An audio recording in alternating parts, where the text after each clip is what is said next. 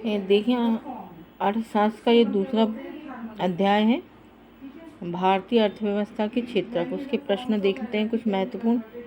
अर्थव्यवस्था, इसका अर्थ क्या हुआ? अर्थव्यवस्था, जहाँ अर्थ से आशय धन संपत्ति अथवा मुद्रा से है, वहीं व्यवस्था से आशय कार्यप्रणाली है, अर्थात आर्थिक क्रियाकलापों का व्यवस्थित अध्ययन अर्थव्यवस्था है। इसके 3 पॉइंट हैं। अर्थव्यवस्था उत्पादन, वितरण एवं खपत संबंधी एक सामाजिक व्यवस्था है। दूसरे में हम लिख सकेंगे, अर्थव्यवस्था उत्पादन इकाइयों का समूह होती है जो कि एक निर्धारित भौगोलिक क्षेत्र में स्थित है।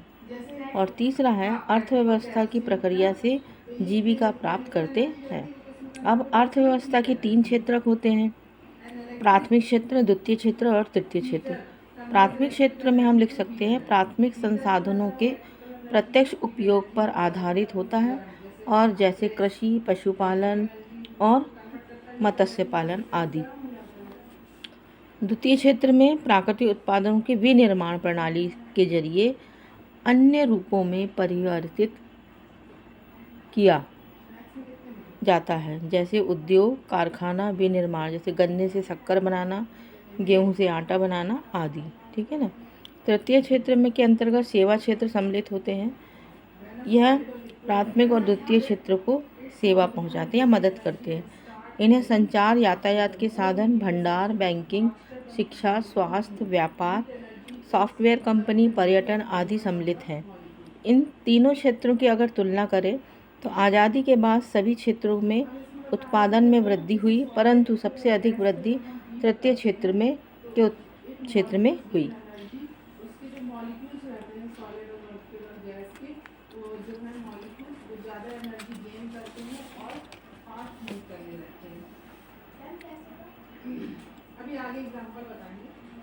इसके बाद एक महत्वपूर्ण प्रश्न और है,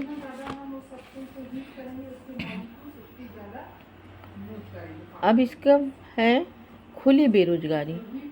जब व्यक्ति कार्य करने योग्य है और वे कार्य करना चाहते हैं लेकिन उनको कार्य नहीं मिलता, जैसे जो शिक्षित हैं, तकनीकी योग्यता प्राप्त है लेकिन काम के अवसर नहीं हैं, तो उसको हम प्रच्छन्न बेरोजगारी या छिपी बेरोजगारी कहेंगे।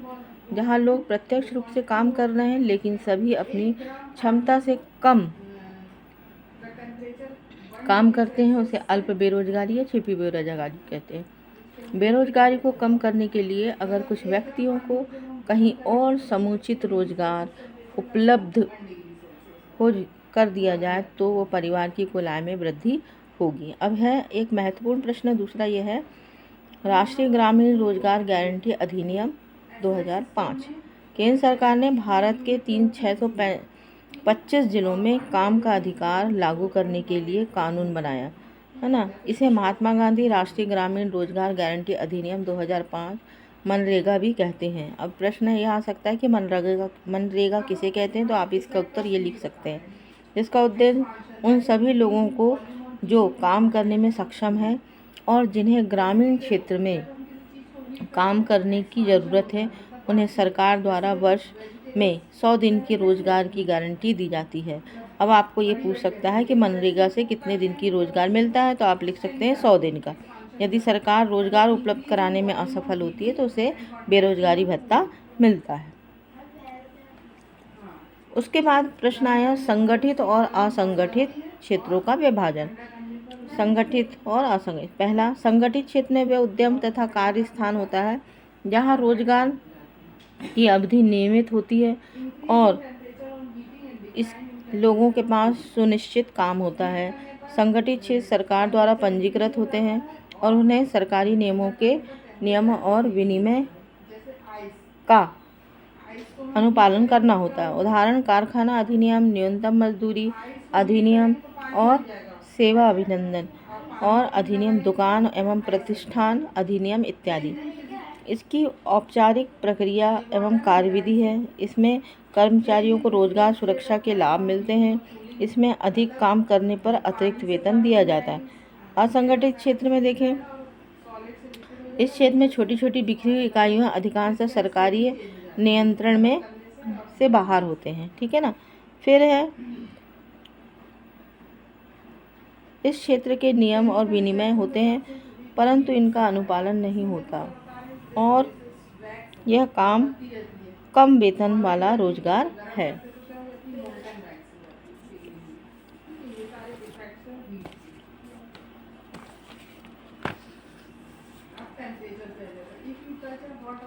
प्राय नियमित नहीं होते, इसमें हम लिख सकते हैं। ठीक है ना।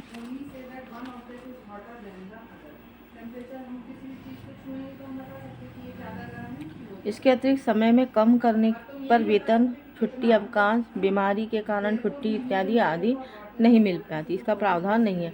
रोजगार सुरक्षित नहीं है। बहुत से लोग नियोक्ता की पसंद पर निर्भर होते हैं। असंगठित क्षेत्र के श्रमिक का प्राय शोषण होता है। इन्हें बहुत कम वेतन मिलता है। ठीक है ना। ये इसके प्रश्न हैं। अगले में हम ऑब्जेक्टिव, आपको अगला वीडियो में ऑब्जेक्टिव प्रश्न देंगे।